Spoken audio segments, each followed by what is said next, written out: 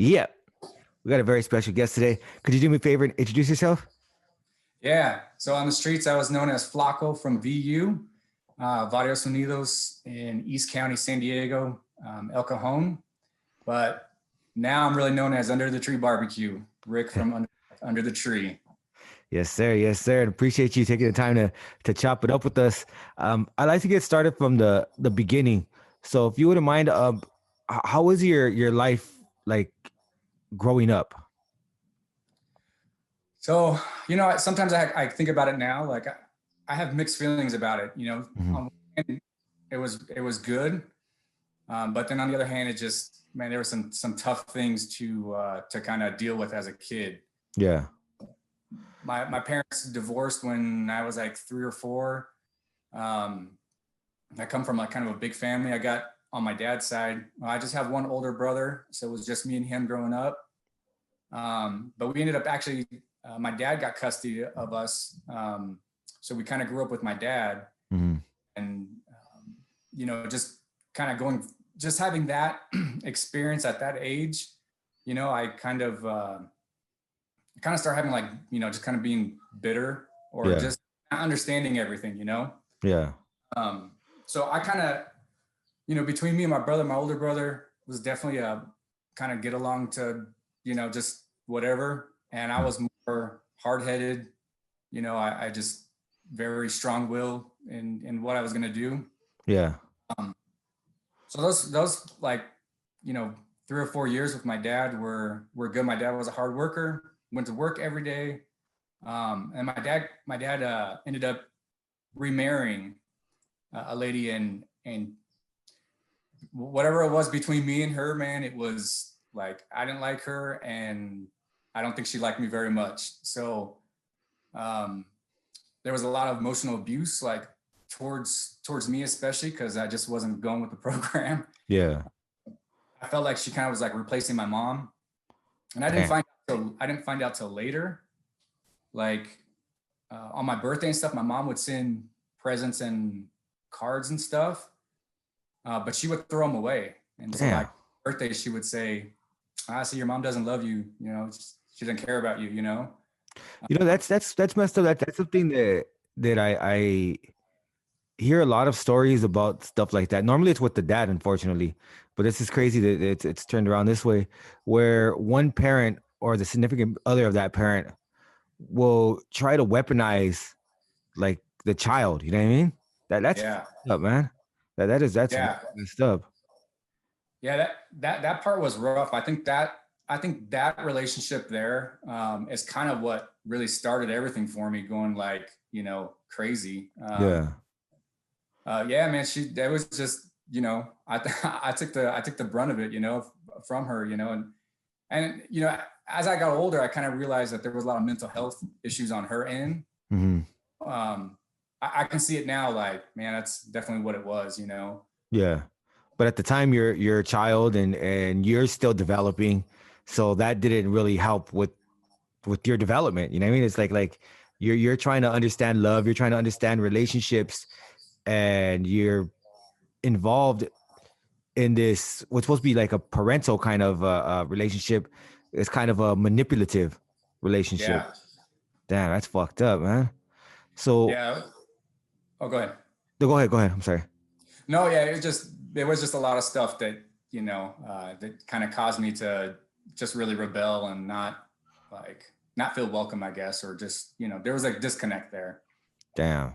But And outside of that, though, man, like, it was good, like, we didn't go without. It just, we went and did things. We just, so outside, that's what I'm saying. Like, and part of it's kind of like, it was good, but at the same time, it was just like a lot of stuff to deal with. yeah, like it was a stable environment, but not a really a nurturing environment. Right. Yeah, that's a good way to put it. Damn.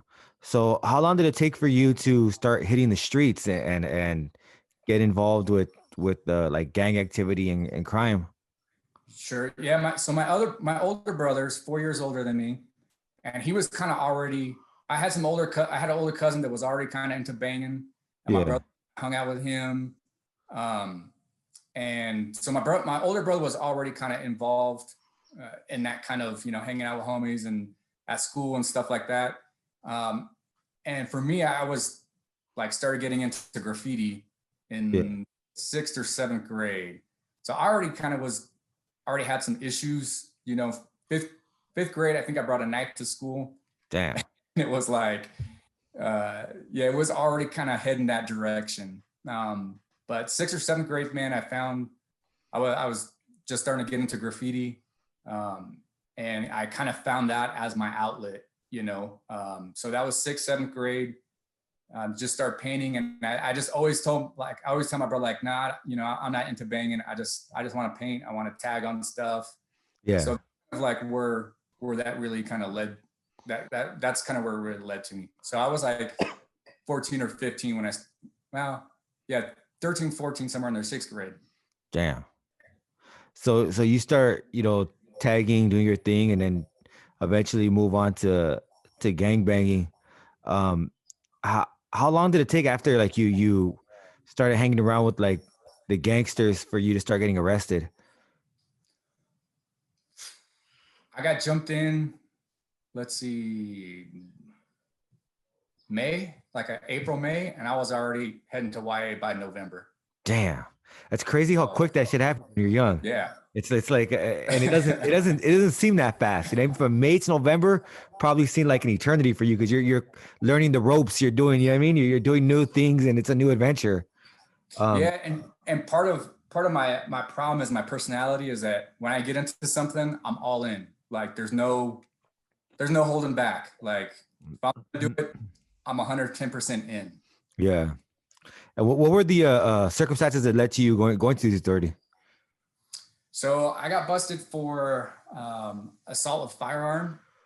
So we had some beef with another hood in our neighborhood, and we thought we had a peace treaty going on, but something happened. They ended up jumping me and my homies, and one of them hit me in the head with the crowbar. Oh shit! And it was like, oh, okay, like all right, we're gonna do this. We're gonna do it then. Yeah.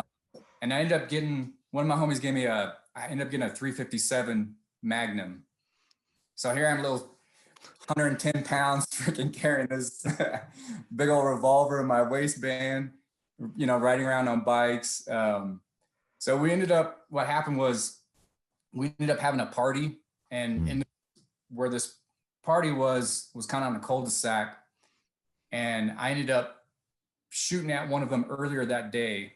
And we were at the party.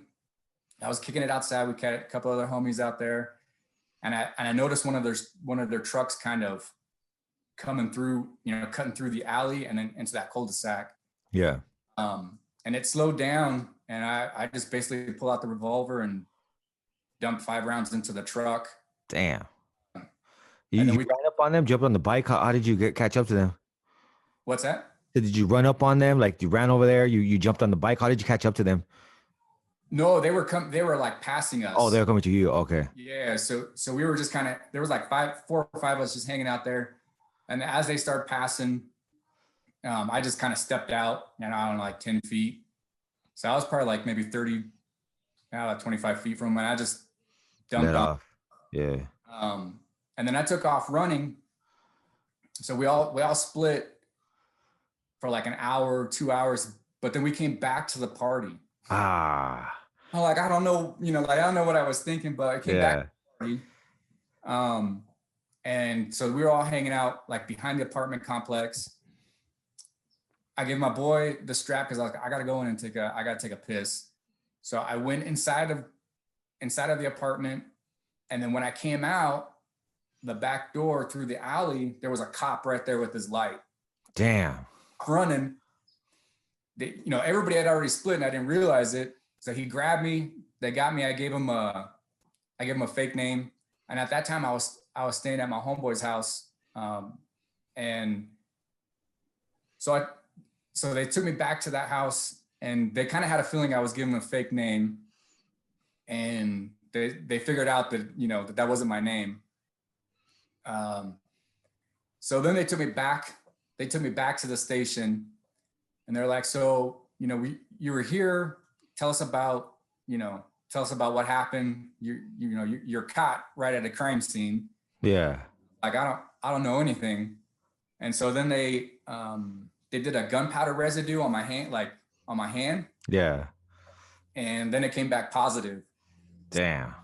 Either you shot a gun in the last 8 hours or you're the shooter. Like, Yeah.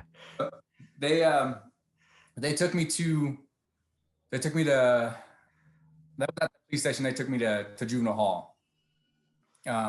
Did you realize how much trouble you were in at the time, or did you just think like, fuck, this will blow over? Yeah, I didn't really know what to think. Like, I didn't have the gun on me. I didn't say anything, so I just wasn't, I wasn't sure. When it hit me was when I got all my charges. Yeah.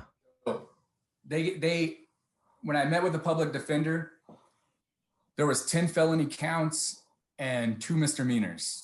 Damn, 10 felonies.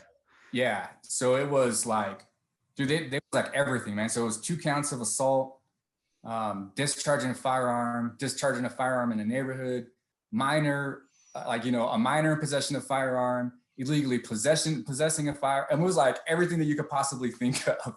Damn. So the public defender was like, look, you're looking at life right now. Like, you're looking at 25 to life. How old are you again? I was 15, but I didn't realize that I was still in juvenile. Yeah. But just when he told me that, I was like, like, what am I gonna do, man? Like, yeah. So he said, the best thing is just take a plea bargain and then go from there. And then you took the plea bargain? I took a plea bargain for 2 felonies, for both of the assaults, and then they dropped everything else. Damn, and that was enough, like, obviously, to get you committed to the youth authority.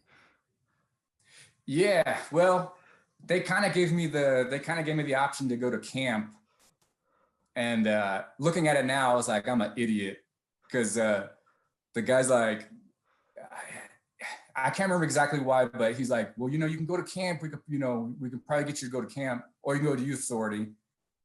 And he said something like, well, you can have Walkmans or something in youth authority. No. And I'm like, I'll just go to youth authority, man. Like, like, I don't know what I was like. Sold you on it, like, fuck it.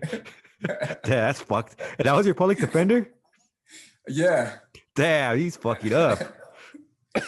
So, so at the court, man, like, I just remember like meeting with my dad too. Like, I just could tell my dad was heartbroken, man. That's fucked up, man. I just, because you're his 15-year-old boy. Yeah. Yeah. Damn, man. Yeah. And then, like you said, like he tried to provide a stable environment for you, and still you got, caught up in all that. And now you're on your way to the youth authority. Like, that's fucked up, man. Yeah, it's funny because I think about it a lot now. Yeah. My boy is 8, and like I really start thinking about this kind of stuff a lot more. Like, yeah, more understanding and like for my dad, like, yeah, just seeing that, from your kid. That's a trip. It is, because I have kids. My kids are 16, 15, and 11 and 10. And I trip out because I was already in YA at their age. And I'm just like, damn, like, fuck, I can't imagine. Like, they're little people. Like how, what the hell? What was I thinking? But yeah. So you go from juvenile hall to SR. What are you feeling when you get to SR? Oh, man. Well, so I'd only been banging for 6 months, man. So I didn't have our hood is kind of a little bit smaller and newer. Yeah. I didn't have any big homies that came from the pen to lace us up or anything. So I was just like solo. Damn. Before I left juvenile hall, I had Sally Crow from Pasole, like, just put me on game, man. Like, just run me down on everything. And I appreciate that, because that kind of gave me like, all right, but the van ride from San Diego up there, man, like, and you're you shackled up the whole ride. And I just wasn't sure what to think, man. Like, I don't know. Like so they take us into that receiving. They bring you in through that door and then they take your picture, right? Old school, man. I don't know how it was like, it must have been still the same, but they give you like your YA number and you hold it up like in the freaking 1930s, man. You take one photo here, one this way, like Yeah. Oh, it's crazy. It They actually keep that in your file. The only reason I know is because right before I discharged, they showed me, and right, because you come from the halls, you don't really get your hair cut or any of that shit. I looked fucking terrible. My wife was like, "What the fuck? Like that was you?" And I was like you have to understand, like I just came straight from the halls, so I didn't have a haircut. I had a beard, like all scruffy, like it was terrible, man. But I remember that shit. Yeah, you hold your YA number. Yeah. So then they like from like when they take you that picture, that first cell that they put in, it's like iron, it's like a freaking iron cage, man. Yeah. And I just remember going in, there was like maybe like 4 or 5 dudes in there already. And it was like dudes from LA. So then it was like everybody's hitting everybody up, just trying to, there's like you could tell there was like tension in the air, man. Like and I like so there's a couple of like I remember a dude from Norwalk was in that cell and he had like a big NWK on his neck. Yeah. It's like, man, this is a different level, you know what I mean? Of dudes that are banging. But I remember when they closed that door, right? The guard, it was like right at lunchtime too. And I remember the guard, he said, well, you can choose a hot dog or a hamburger, but you can't open your lunches until everybody gets their lunch. So, everybody's kind of saying what they want. And then they pass out the bags. He's like, all right, open it up. And it's like the nastiest meat sandwich like you've ever seen. That's fucked. They're gonna give you hot dogs or hamburgers. No. And I just remember thinking like, man, that's just jacked up. Like that is fucked up. That's like mental torture, man. You don't know what to expect. That's fucked up, man. I think about that story too, because it was like that emulsified meat with like the peppercorn. Like, dude, that was like the nastiest sandwich. I'll have some food stuff later because that kind of plays into like, I'm big into cooking and everything. But yeah, so from there, I just remember going through like the dental kind of stuff, and then we went to I can't remember that cottage or the unit that it wasn't Cabrillo, because like when you're looking out at the court, it's that first one. I can't remember the name of it, but we go there. Yeah. We get to Cabrillo, which is like if you're looking down the field on the left side. Yeah. So we end up going there. And that was just, man, that was something different, man. I got into a few fights there. Like, well, what was it that caused the fights? So sometimes they would have those holes in the cell so you can kind of like talk back and forth. Yeah. And there was a dude from Fallbrook in San Diego, a paisa doing it. Fallbrook before, so I was kind of like, I've never heard of your hood, homie. So we're like, why are you,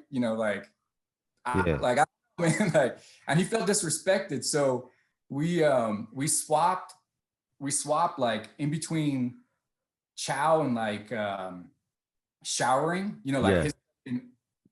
so we swapped, right? So there was kind of like that gap of like 30 minutes in between showering. Yeah. And it was just kind of like, I just disrespected him, you know what I mean? And we fought 30, 40, I don't know how long it was, man, but it was like breaks in between. Damn. And down. Yeah, that was just something else, And that's crazy because the level of anger you had, you're in there with cats that got that same level of anger.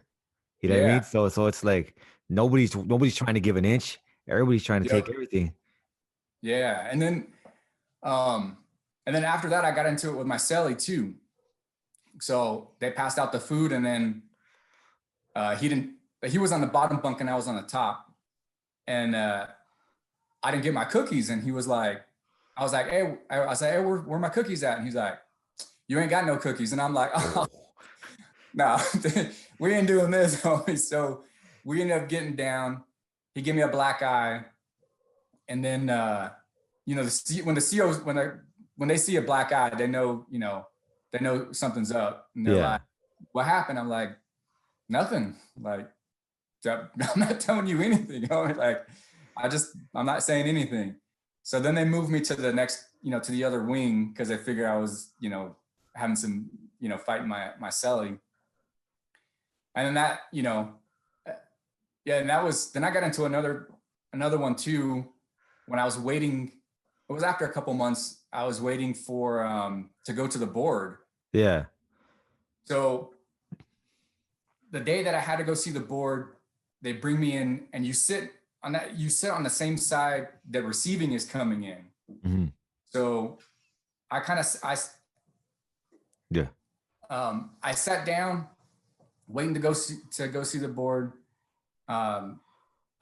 Somebody else was next to me, and then somebody else that came in from receiving. The dude hit me up.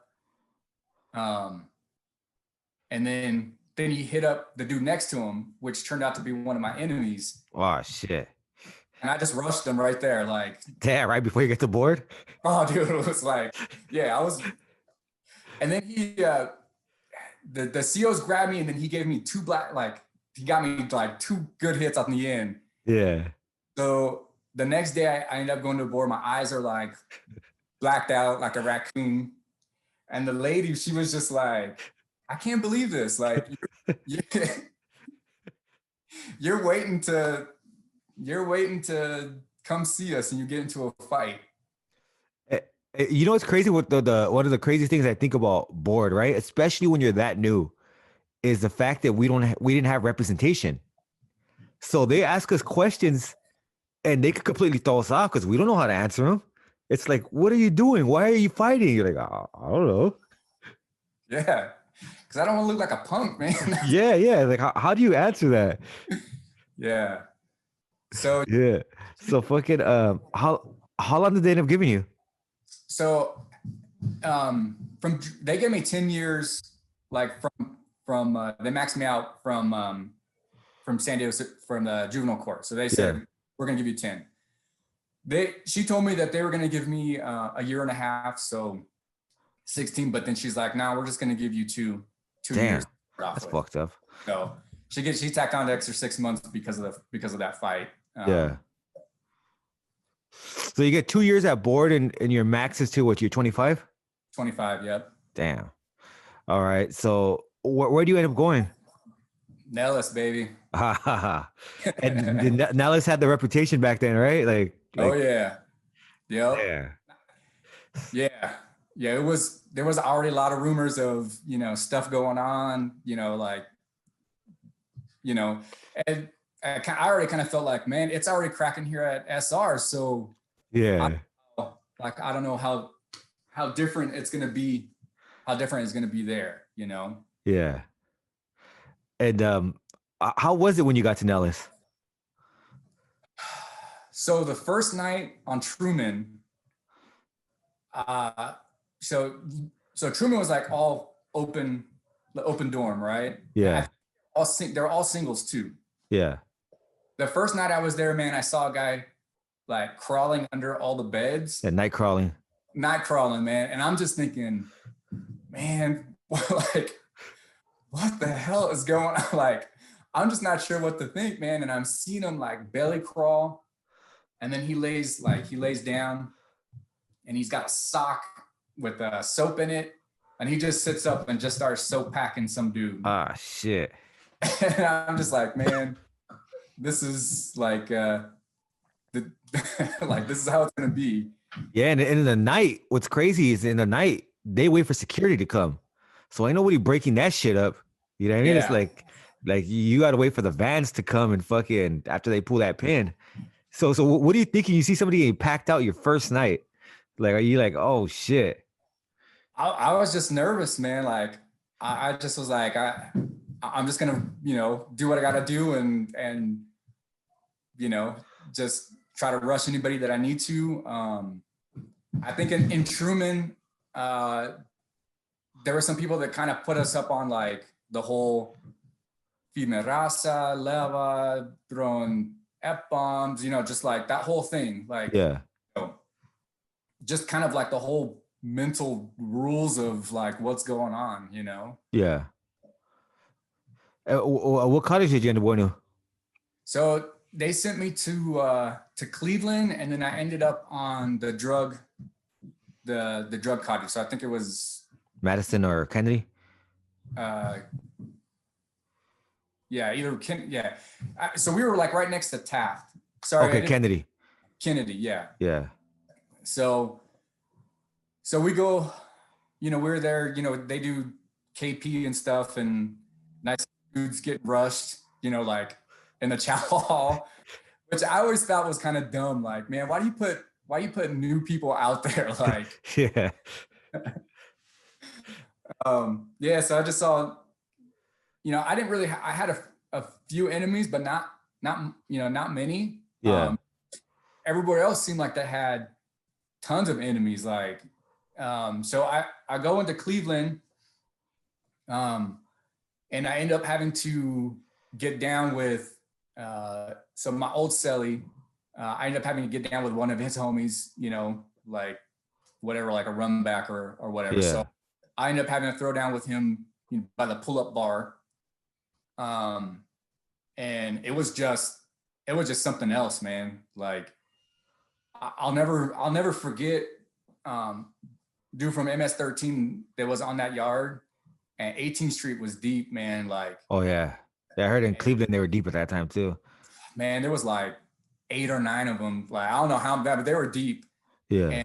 And that dude from, like, they ended up like lining up to fight the one dude from MS-13, like freaking back to back. Like, and I just remember thinking like, damn, man, that is rough, dude. Like,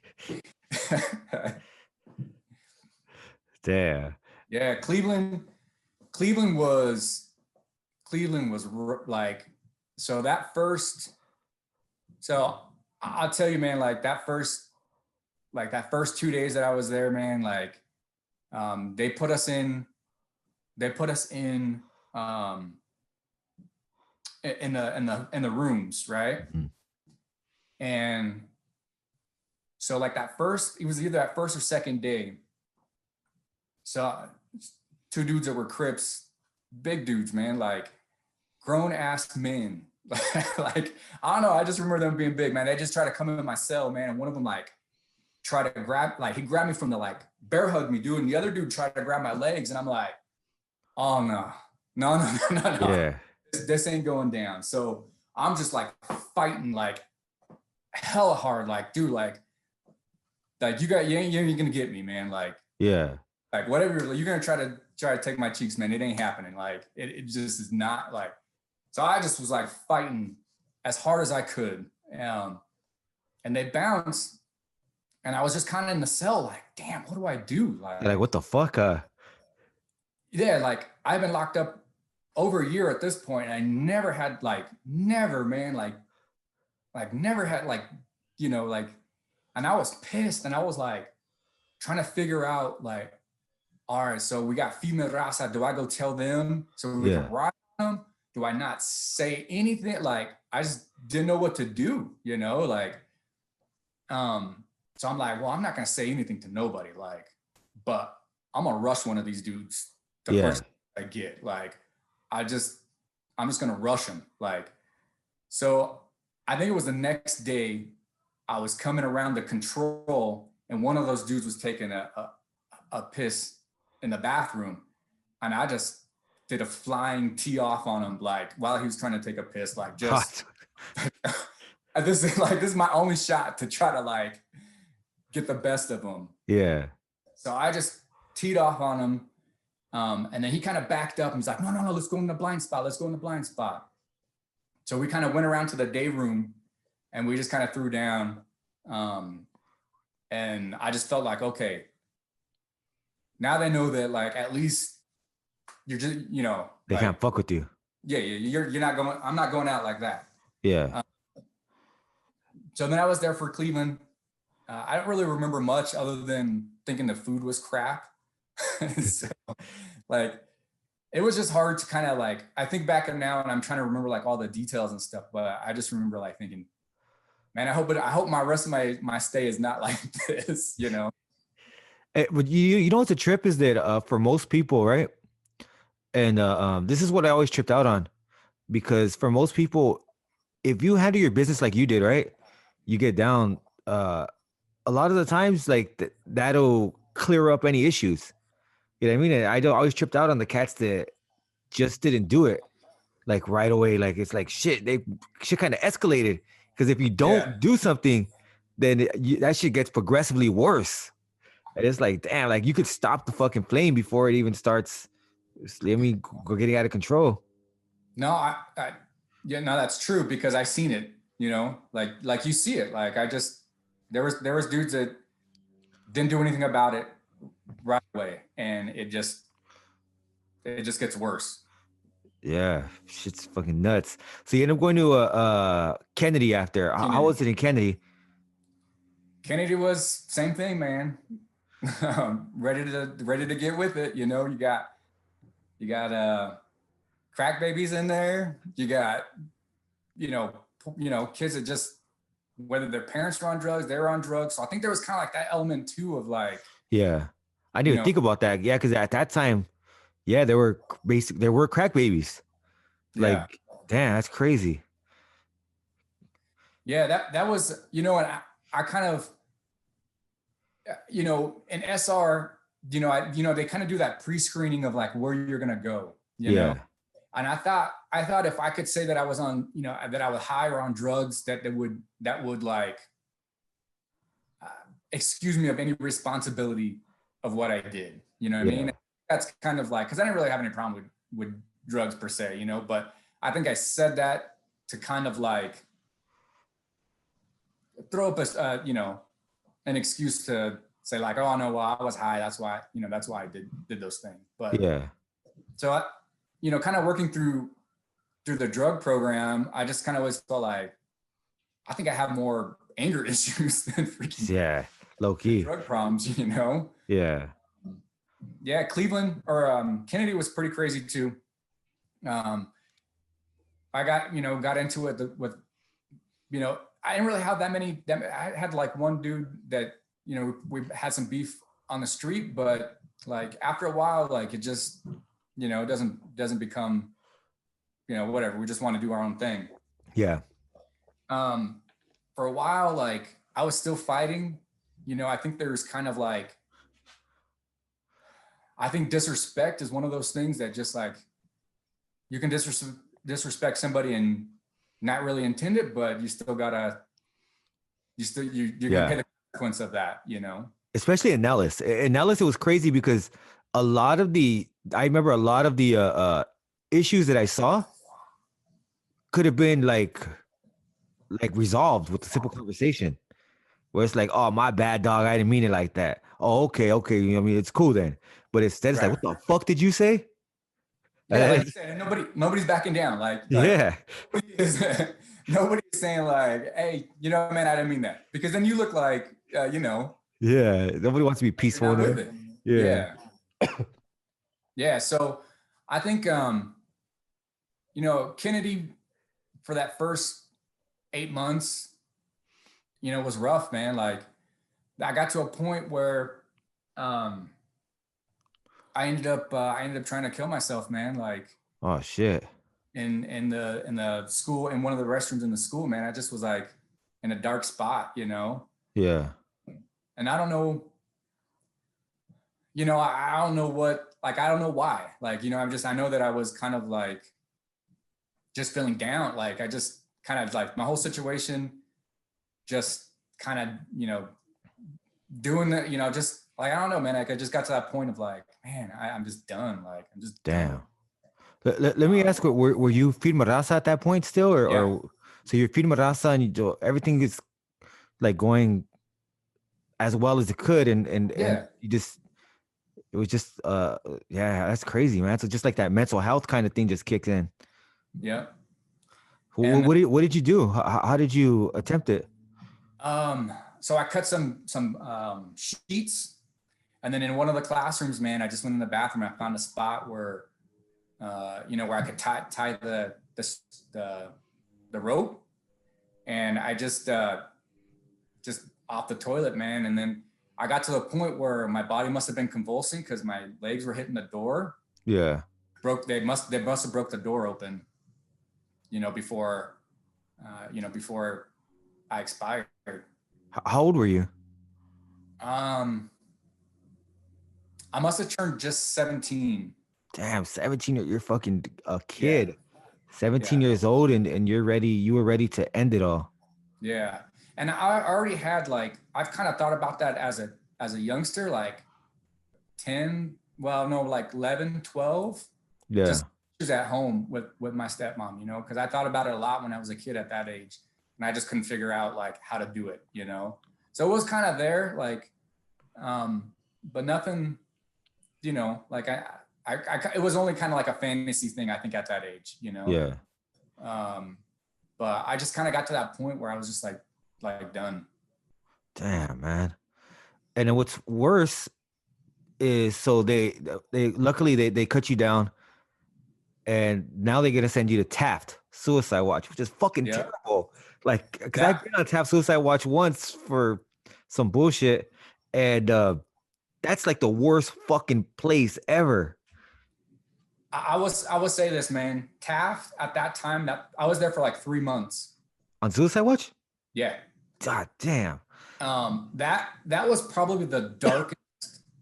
That was probably the darkest period of my life, man. Like those 3 months, because they would come in, they would give you psych meds, and the psych meds, man, for whatever reason, man, they would make my body like contort, like a reaction to it. Yeah. Like it was just rough, and they didn't care, man. Like they just like, you're gonna take meds, like I'm like, man, I don't want, like I don't want this, like it was just, because they don't give you anything. You don't have anything in there. You don't have nothing to occupy your mind. Mhm. You don't nothing, man. You're just sitting on that freaking concrete slab all day in your boxers. Okay, I was gonna ask, did you guys have the smocks? No, you guys had the boxers, just boxers? Just boxers, man. And you know what's a fucked up thing, man, is that they're giving you medication because they don't have the treatment to give you. Yeah. Like they can really get down to what is it that is causing you to act out violently, that is causing you to try to attempt suicide. There's some underlying issues there, right? But yeah, for sure. Instead, they're just like, give him some medication and fucking take away all his shit. It's Yeah. like, what the fuck? How is that gonna help? Yeah, man. That was, and it's never quiet either. Yeah. Dude's always screaming, always pounding on. Like it just was like, man, and it's funny because I think about it now, like, if somebody attempts suicide now, like out on the streets, you go to a serene place, they put you in a peaceful, serenity garden. There's now, man, you go to freaking Taft and good luck dealing with it, Yeah, and for people that don't know how Taft was fucked up. You didn't have real windows. It was like some mesh kind of screen kind of shit. So you felt all the elements. Like if it's fucking cold at night, it's fucking freezing in there. And you don't have a blanket when you're on suicide watch. So you're fucking freezing. And everybody's just, it's like you said, loud. Everybody's on the wire, whether it be the front, the doors, or it be the back. And motherfuckers are just woofing on each other. And it's just nuts. Yeah. That was a dark spot, man, for sure. Damn. And you were there for 3 months? Yeah, I was there for about 3 months. Did you ever fall into any of the head games where you started participating in the crazy shit that other people were doing, like flooding or fucking putting people on restriction and shit like that?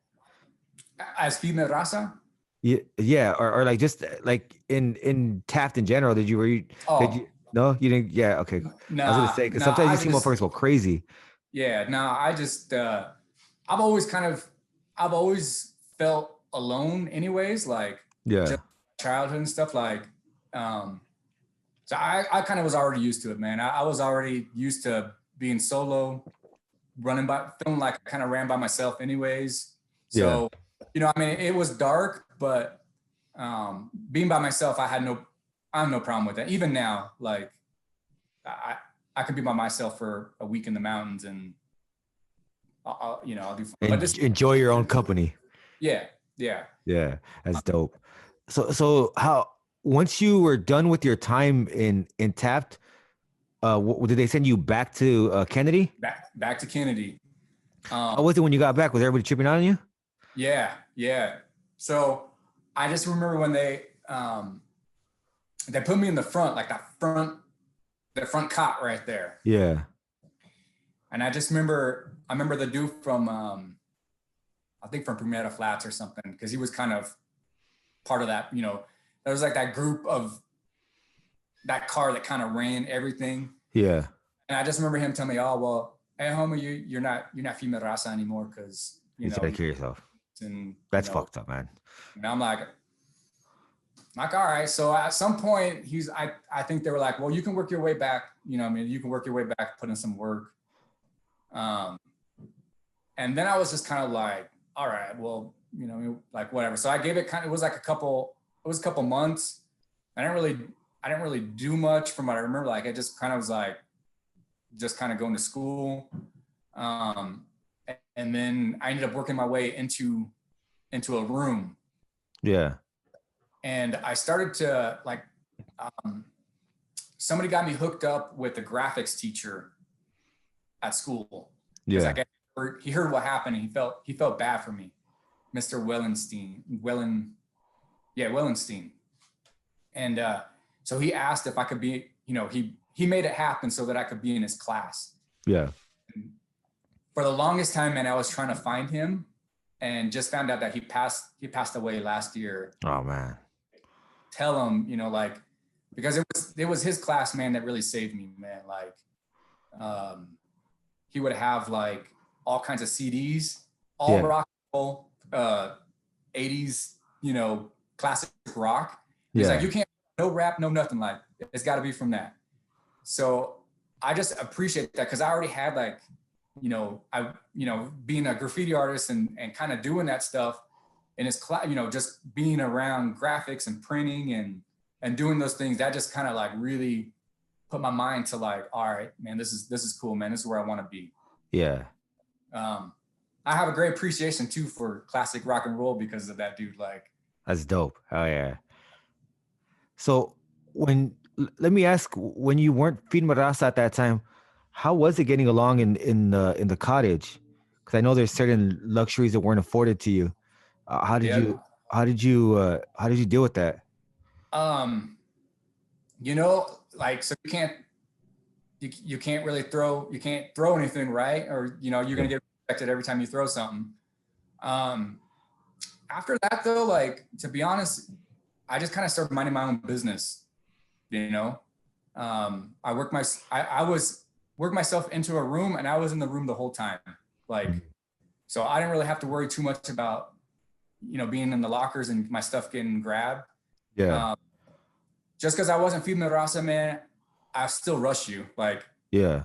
Like if you take my stuff or I'm still going to take off on you. Like, I still have enough anger and and grit. Like, I'm still going to try to get you. Yeah. But I didn't really have too many problems after that, really. Like, I don't really remember if I fought anybody else. I may have, but like, I just don't really remember. I just don't really remember it being like trying to pretend like I was hard, or projecting like I was the baddest gangster because I think there was just a point where like, I don't need to prove myself anymore to anybody, Yeah. Dope. And so you get to that graphics class and in your, like you said, like you're familiar with graffiti, but you're doing it on another scale now, and you're learning new music. Like, did that kind of help with your transition because you had a chance to learn new things that you didn't really know before? It did. It opened my mind to like another world because he would play videos of like concerts. Mm. I just remember there was another dude in that class too, and I wish I could remember his name, man. But we would look at those concerts, be like, dang, I want to go to that. Like, dude, I want to be like, I want to go there, man. That looks like fun, you know? Yeah. So he just kind of opened this whole world of like other things, you know? And I remember one time he had this laminating machine in the back, and we'd have to ask permission to use it, right? And I would sneak there and I'd like laminate. I can't remember what I was laminating, just stuff. Well, I left the machine on, and that spooled out like 20 yards of this laminated. Yeah. Got it.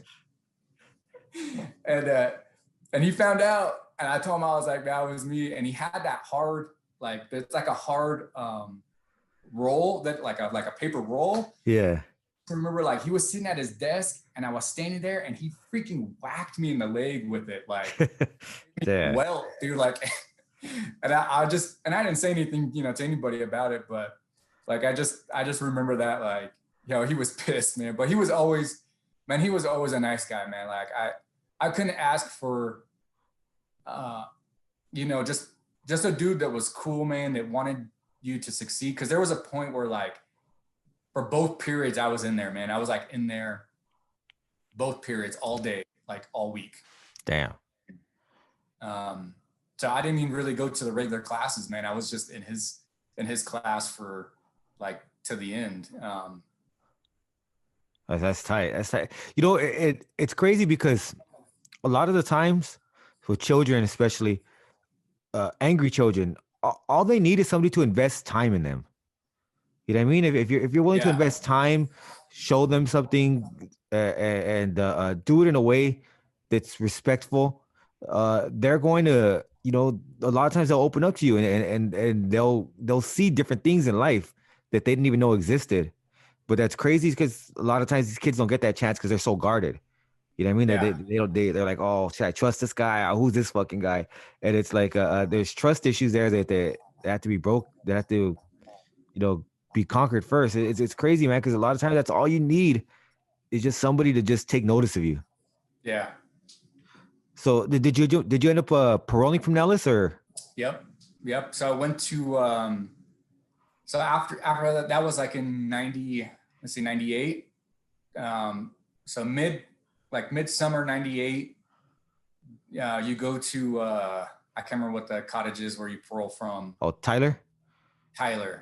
Yeah. So then they kind of work through like, you know, what are your plans? Like what, you know, like trying to help you kind of develop like, you know, where you're going to parole to. Yeah. Like try to figure out all those things. And that was kind of cool too, man. Like just trying to figure out like what I was going to do. And then I ended up paroling like the end of 98. Dope. And how was it for you? Your first couple weeks out there? Let's see. I thought that my dad and my stepmom were gonna come pick me up, but my stepmom told me that they were going on vacation the week I was getting out. Oh shit! So I just kind of felt like, okay, like so I ended up having to take a bus. I had to take a bus home. The Greyhound all the way home to San Diego. Damn. Yeah, it was. I don't know, man. Like the whole bus ride, I was just like, dang, okay.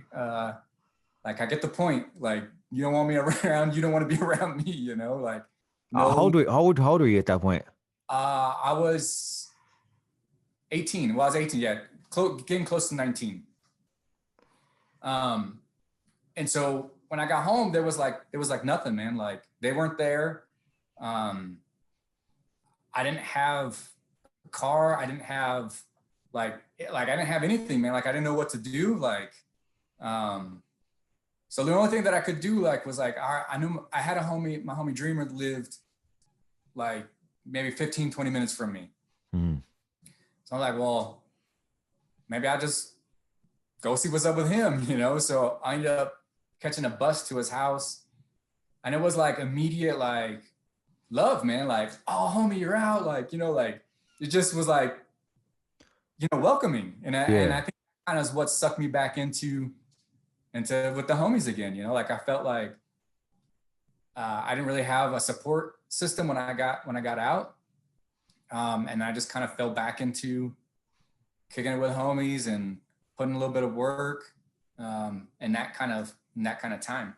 Yeah. And I'll always tell everybody that that's the difference between people who succeed on the streets and people who don't is a support system.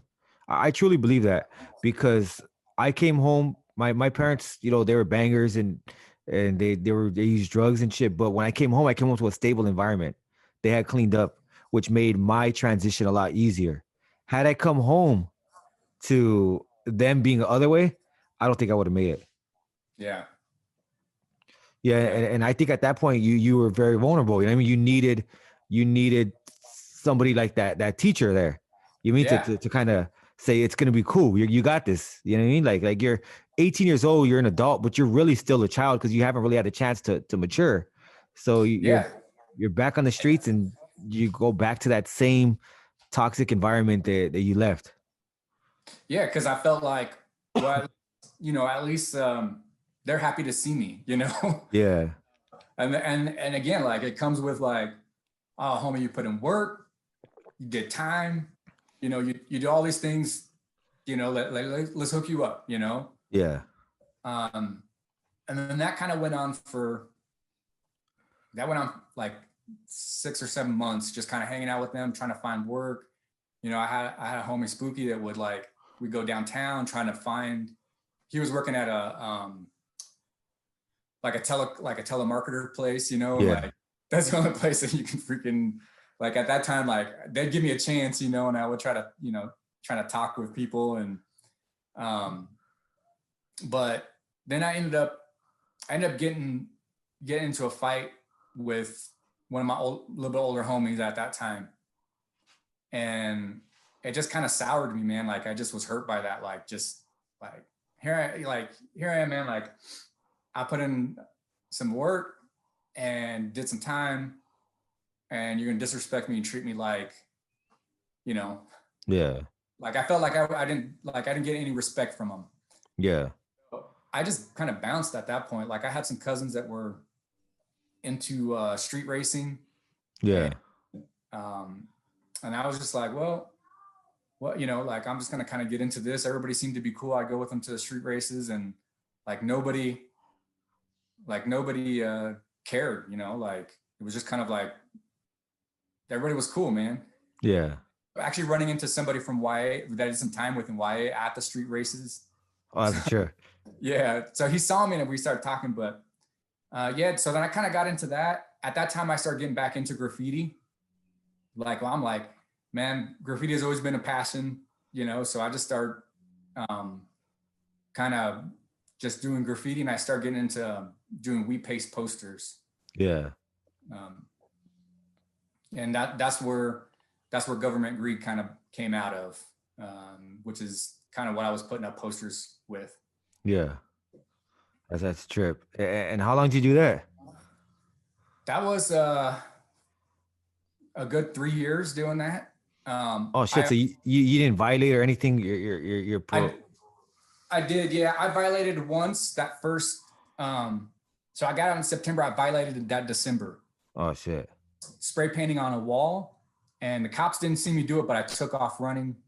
They got me. They, they didn't know why I was running. I just said, well, I got scared.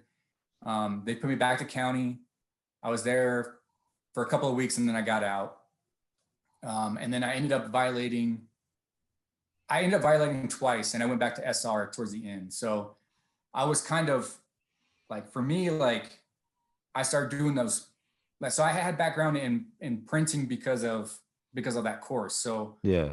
working in like print shops and doing graphic arts, doing printing posters, and that's kind of like how I started, hanging posters and just kind of getting back into the graffiti scene. Yeah.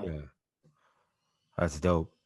And so it sounds like you were already going through the transition where you really didn't like commit crimes or anything like that. So it seems like it was pretty gradual. Like it wasn't something that really, or was there a moment that made you just say, like, fuck that, I'm done with this? Yeah, yeah, definitely. Definitely. There was a couple of things that happened for sure. Um, I start hanging out with, just the graffiti scene and art scene. I was like just really involved in that. Yeah. Um, there was some beef there between some other graffiti crews that we had and I already kind of was like, dude, if these dudes want beef, man, I'm going to bring it to them like they've never seen before. Like Yeah. I already kind of got a strap and I was like, they ended up coming to our house and I pulled the gun out and pulled the trigger like without hesitation, but the safety was on and nothing came out. And Oh shit. yeah. So that was kind of like the beginning of like, damn, what am I like? I was trying to get away from this, like this kind of like fighting and just blasting on people. Like I was trying to get away from that. Yeah. I started using a little bit of meth at that time and I was starting to get spun out. Damn. And at the print shop, I met my wife at that time. She was working there and she was, really into art and stuff. So we kind of clicked. But then she would ask me like, hey, so what do you think about like, do you believe in God? And, and I'm like, no, I don't. And her dad was a pastor at that time. And I was just like, man, I'm good. Like Yeah. I don't need God. And I kept kind of like distancing myself from the idea of God. Like I was like, there is no God. I'm an atheist. Like I don't believe in God. And so I had this apartment and I ended up putting a sticker up on a street sign and an off-duty cop saw me. Oh shit. And he just like, he saw me and then he pulled up like right behind me, gun out, and was like, put your hands on the car. Like it was like, damn, like hardcore. Like, Yeah. oh, you put that sticker on that sign and you're gonna go down. And it was just like, and then he ran, then the cops got there, like the on-duty cops got there, and then they ran my name. By that time I had like long hair, like just, like doing whatever I wanted to do. Like I already got out of like being a gangster mode. Like I'm, just living life, man. We were partying and going different places, traveling, like, like it was already a part of who I was. So then he ran my name. He's like, oh, you're on, it was like the last year of parole. Cause I was fuck. 24. Yeah. So it was like February, March. It was like somewhere right around there. And here I am, like long hair. They take me to county. So they kept you on parole that entire time from 18 all the way to 24? 25. Damn. Yeah. So they take me to county, and then they put me in the parole pod, which was kind of cool because everybody there went to the joint. So like nobody was really tripping, you know what I mean? Like yeah. To the other tank, would have been, I think it would have been different. But so I'm sitting there in county, long hair, and like dudes are looking at me like, what? Like, what in the, like, who is this dude? Yeah. And which was funny because I had the same thing because I was there in San Diego Central, and then they sent me to George Bailey. And then from there, it was the same thing. Like people would hit me up. Like I told them where I was from. I didn't tell them anything really about the graffiti thing because it just is not a topic of like, now this is where I'm at. This is where I'm from. I'm from this hood. And even though I wasn't like really banging, like I had to say where I was from, Yeah. Then they ended up shipping me back to SR. And that was kind of like, that was like where things really started to change, like between me and my wife, my girlfriend at that time. Yeah. She would send me like books, like she would photocopy books of like, I don't know if you ever heard Mere Christianity. So I would just sit in my cell and read this and start really kind of thinking about stuff, like dang, like, what am I really doing? You Mm-hmm. know? And I remember like getting to SR, hair is long, dark rimmed glasses. And I just remember one of the staff looking at me like, because they would march you in a group and like Yeah. everybody's got shaved heads, and here I am, freaking lanky, long hair, just like I just remember that look that she gave me like, why are you here? Who are like, Yeah. What the fuck you doing here? yeah. And that was a trip. That was definitely different because I was already kind of maturing. I already had like working, I had my own place, my own cars, and then you get thrown back into like an environment where like people just want to ride, man. Like they're like ready to, they just have anything to lose. Yeah. Um, and yeah, that was like the nail on the coffin for me to change. It was like that Damn. trip to SR. That's dope. And how long did you end up doing? I did like 3 months, about 3 months on that one. I ended That's up losing my job. that's what I was gonna say. That's fucked up, man. Because it's like you have a job, you're working, a pad. Like Yeah, within 3 months, you could lose all that. I lost all of it, man. I lost my job. I lost the apartment. My car. My wife ended up taking my car over to her dad's house. But yeah, I lost everything.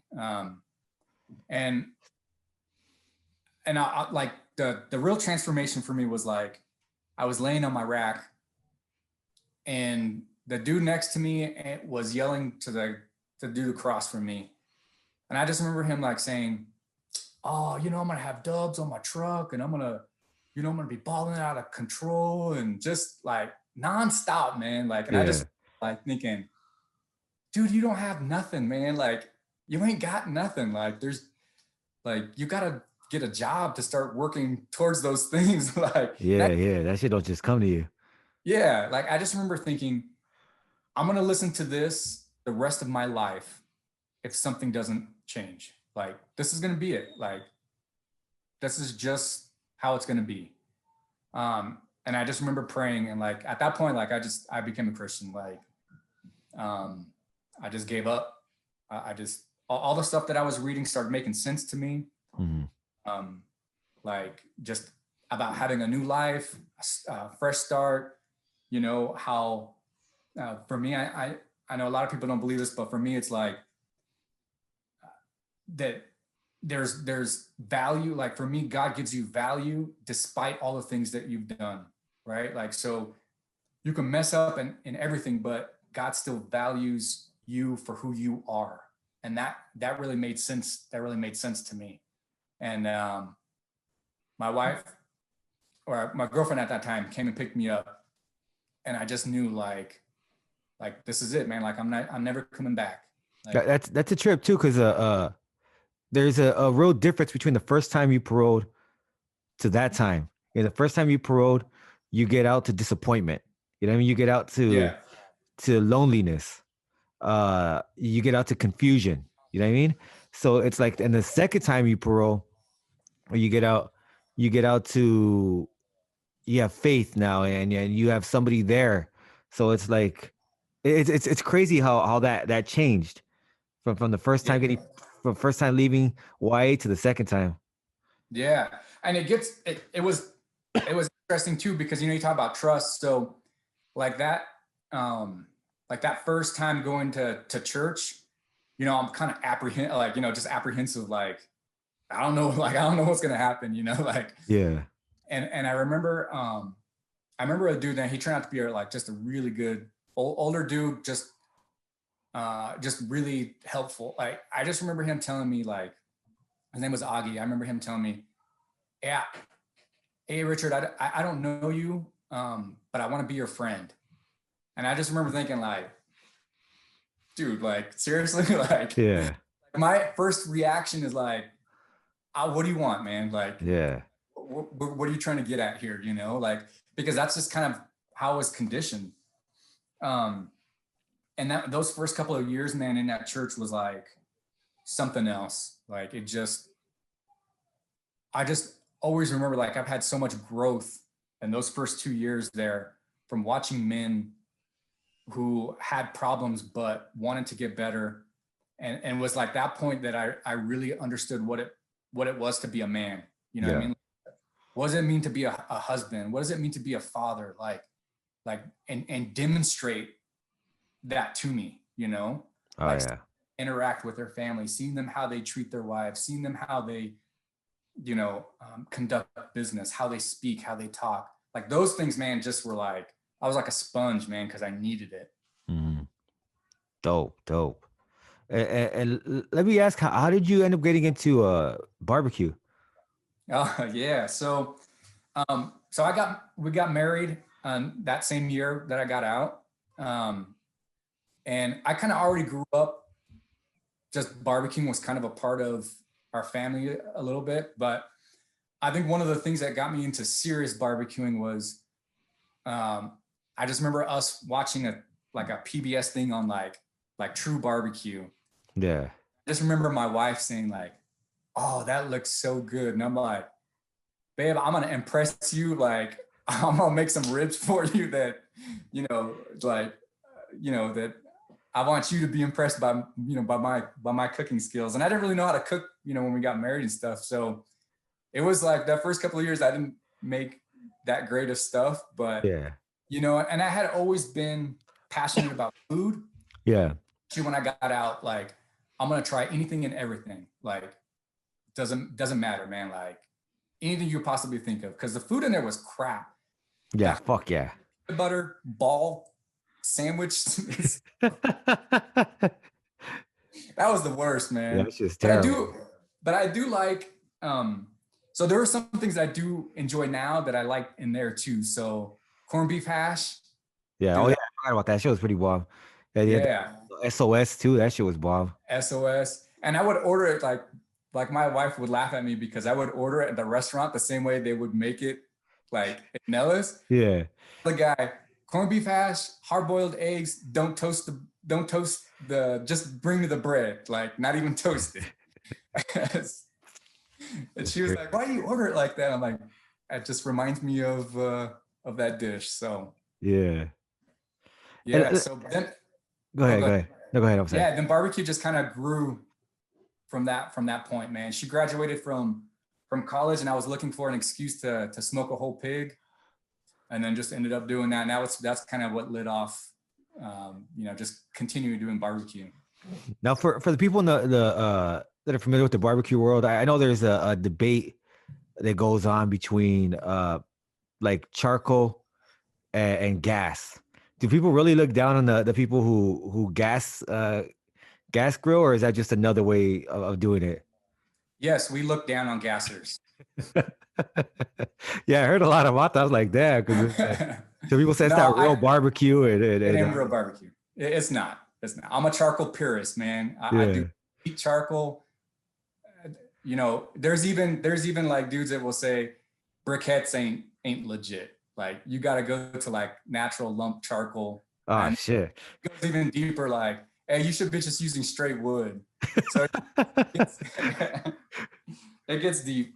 It gets deep for sure, man. But there's some advantages to gassing. Yeah. Use and now the real debate right now is pellet smokers versus real smoking. Oh So, shit. So but that's yeah, it's crazy, man. Because it's a no matter what world you get into, there's always going to be criticism of the way people do things, and I think that's a trip. A lot of times it's just yeah, like it's not major where you're not. The good thing is not like gang shit where you're going to war over it, but it's like right. people will bust your balls over that shit. Like, well, what are you doing? You're doing it like that? Like, what the fuck? Yeah, it's same thing with hunting too, man. Like you got bow hunters that look down on guys that shoot rifles. Then you got traditional bow hunters that look down on guys that use compound bows. It's crazy. You'll find that in every, Yeah, even in, yeah. it's crazy, man. And before we wrap it up, is there anything else you wanted to say? No, man. Um, I think in the last, since I've been off of parole and just kind of out of just that kind of world, man. I've just experienced so many things, like good things, man. Like um, just being able to travel, being around business people, understanding, like one of my passions is hunting. Like I love to hunt, man. That's like something that I enjoy doing, going after big game. And that kind of really fell out of barbecuing, like just trying Yeah. to find meat to grill. Um, we're closing in on 17 years of being married, and Oh, congratulations. yeah, man, it's I can't do it without my wife, and the support of, like, I think about all the guys that, like, within at churches that that are encouraging, that that want to build you up, that like want you to do the best that you can. That to me is like really important. That's like, that to me is my support system. Like I never felt like close to my family, or like just like I never really felt like a part of things. But for me, being a believer and being a part of that family, like I feel connected. Like I feel like I'm a part of something bigger than Yeah. myself. I think I was always seeking, like that was always part of what I was after. Oh yeah. Well, I'm glad you found that, man, because a lot of the times that's what holds us back. There's always, like, especially with troubled and incarcerated youth, there's something missing there, and it's a lot of times it's something very basic. But it takes years for people to find it.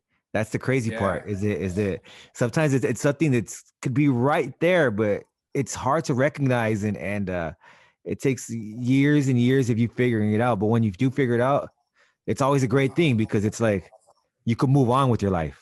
You can close Yeah. that previous chapter. You, yeah, you definitely can.